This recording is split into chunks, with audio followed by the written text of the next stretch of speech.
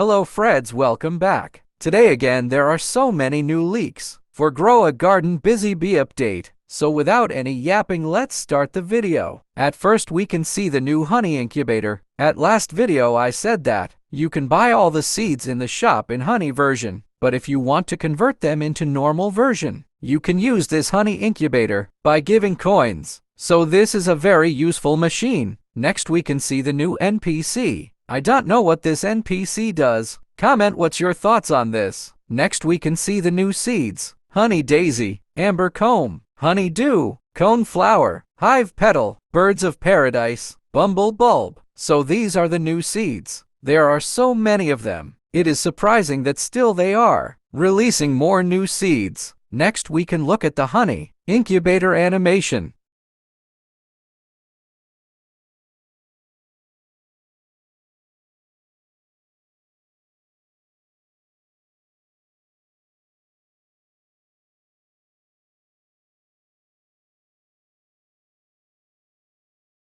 The animation was so cool. Comment your opinion after looking at egg incubator. So that's it for today's video. Bye.